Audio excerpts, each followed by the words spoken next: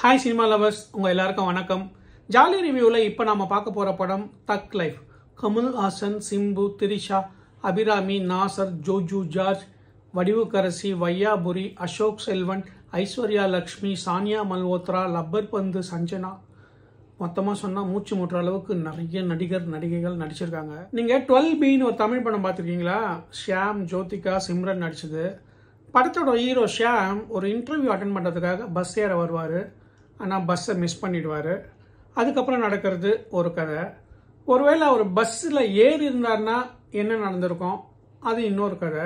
ரெண்டுமே காட்டுவாங்க. இந்த தக் லைஃப் படத்துலையும் அப்படி ஒரு அப்ரோச் இருக்குது. நாயகன் படத்தில் கமலஹாசன், அதான் அந்த குட்டி பையன் சக்திவேலு, பாம்பேக்கு வருவார். 4 பேருக்கு நல்லது நடக்கும்னா எதுவுமே தப்பு இல்லை அப்படின்னு சொல்கிற ஒரு மனுஷனுக்காக தாதாவாக ஃபார்ம் ஆவார்.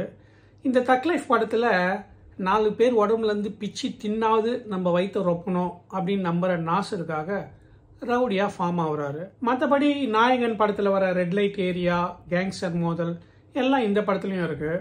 அப்படி 2 கேங்ஸ்டருங்க ஒரு ஸ்பாட்டை ஃபிக்ஸ் பண்ணி எவ்வளோ நாளைக்கு தான் நாங்கள் உங்கள் ஆளுங்களை கொள்வது, நீங்கள் எங்கள் ஆளுங்களை கொள்வது, நம்ம ஸ்டாப் பண்ணிவிட்டு சமாதானமாக போயிடலாம் அப்படின்னு ஒரு செட்டில்மெண்ட்டுக்கு வராங்க. கமல் வேணான்னு சொல்கிறாரு. ஆனால் நாசர் கை கொடுக்குறாரு. அந்த கேங்கு கிளம்பி போன பிறகு தான் தெரியுது அவங்க கை கொடுக்க வரல, காட்டி கொடுக்க வந்திருக்காங்கன்னு. அவங்க போன உடனே போலீஸ் வருது. காட்டி கொடுக்க வந்திருக்காங்கன்னு நான் கொஞ்சம் டீசெண்டாக சொல்கிறேன்.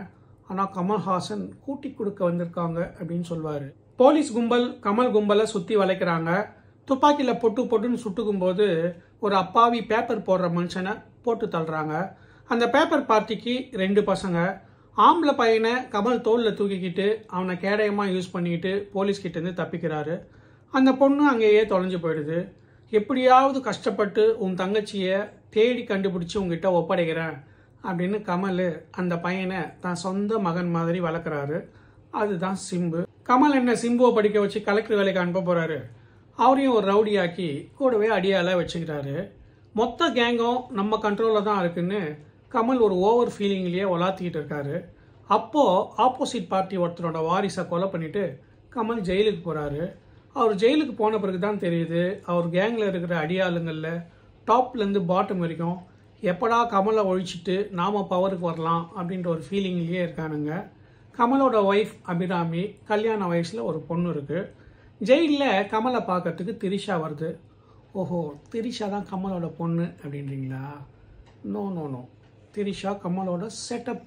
ஜெயிலேருந்து கமல் ரிலீஸ் ஆகுறாரு.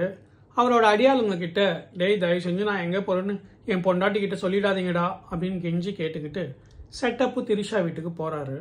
ஒரு 7 நாள் அங்கே தங்குறாரு. பால் பாக்கெட் வாங்கிறதுக்கு, பேப்பர் வாங்கிறதுக்கு மட்டும்தான் கதவு திறக்குது. மற்றபடி 24/7 வந்த வேலையை சின்சியராக பார்க்குறாரு. உள்ளே என்ன நடக்கும்னு குன்ஸாக கெஸ் பண்ணி வடிவுக்கரசி வாசல்லையே உக்காந்துக்கிட்டு ரன்னிங் கமெண்ட்ரி கொடுக்குறாங்க. கமல் ஒரு புத்துணர்ச்சியோடு அவங்க வீட்டுக்கு போகிறாரு. அவர் பொண்டாட்டி அபிராமி அப்படியே எங்கேயாவது ஓய்ஞ்சி போக வேண்டியது தானே அப்படின்னு திட்டுறாங்க. அதுக்கு கமல் சொல்கிற விளக்கத்தை தான் நீங்கள் வரலாறுல எழுதி வைக்கணும். இதே ஏன் தப்புங்கிற, எல்லாருக்கும் சக்கரை வியாதி, பிளட் ப்ரெஷர் இருக்குல்ல, அந்த மாதிரி இது எனக்கு ஒரு வியாதி, அட்ஜஸ்ட் பண்ணிக்க அப்படின்னு கன்வின்ஸ் பண்ணுறாரு. அபிராமியும் சமாதானமாகி அவருக்கு சாப்பாடு போடுது. இதை காப்பி அடித்து நாமளும் கமல் மாதிரியே கன்வின்ஸ் பண்ணலாம் அப்படின்னு பெருசுங்க கிளம்பிடுச்சுன்னு வச்சுக்கோங்க, நாட்டில் லேடிஸ் லைஃபு ரொம்ப தக் லைஃப் ஆகிடும். கமலை போட்டு தள்ளிட்டு எப்படா நாம் பவருக்கு வரலாம் அப்படின்னு அடியாளுங்க யோசிச்சுட்டு இருக்கும்போது நம்ம சிம்பு இருக்காருல்ல, கமல் சொந்த புள்ள மாதிரி வளர்த்துட்டு வராரு. அவரு கமல் செட்டப்பாக வச்சுருக்காரு திரிஷா, அதை எப்படா கொத்திக்கிட்டு போகலான்னு காத்துக்கிட்டு இருக்காரு. கேட்கறதுக்கே கன்றாவியாக இருக்கா? படம் பார்த்து எங்களுக்கு எப்படி இருக்கும்? நம்ம ஆயாங்கெல்லாம் ஒரு டைலாக் சொல்லுவாங்கல்ல, தலைவாழை இலை போட்டு 16 வகை பதார்த்தத்தை பரிமாறிட்டு ஓரமாக கொஞ்சம் சாணியை வச்ச மாதிரின்னு. இப்போ இந்த சாணி கோமியெல்லாம் ஹெல்த்தி ஃபுட் ஆகிட்டதுனால நாசர் அதே டைலாக்கை வேற மாதிரி சொல்கிறாரு கமலை திட்டத்துக்கு. இவன் எப்பவுமே இப்படி தான் இலை போட்டு விருந்து பரிமாறிட்டு ஓரமாக கொஞ்சம் டேஷை தடவி விட்டுருவான். இந்த படத்தில் டைரக்டர் மணி சார் இலை போட்டு என்ன பரிமாறி இருக்காருன்னு இந்நேரம் உங்களுக்கு புரிஞ்சிருக்கும். தியேட்டரில் படம் பார்த்துட்டு வெளியே வரும்போது ஒரு பெரியவர், அவர் கமலோட ஃபேனா, நல்லா சத்தமாக, தலைவர் எதுக்கு தேவையில்லாமல் தமிழ் கன்னடம்னு தேரை இழுத்து தெருவில் விட்டாருன்னு இப்போதான்டா புரியுது, படத்துக்கு பப்ளிசிட்டி பண்ணியிருக்காருப்பா அப்படின்றாரு. ஒருவேளை உண்மையாக இருக்குமோ? அந்த ஆண்டவருக்கே வெடிச்சோம். ரிவ்யூ முடிக்கும்போது அமெரிக்காலேருந்து ஒரு சிஸ்டர் கால் பண்ணியிருந்தாங்க. அண்ணா படத்தில் சுகர் பேபின்னு ஒரு விஷயம் வருது இல்லை, அது ரொம்ப தப்பான கலாச்சாரம் அப்படின்னாங்க. நான் கூட அது வரைக்கும் சுகர் பேபின்னா ஏதோ இனிக்க பேசுகிற பொண்ணு அப்படி தான் நினச்சிட்டு இருந்தேன்.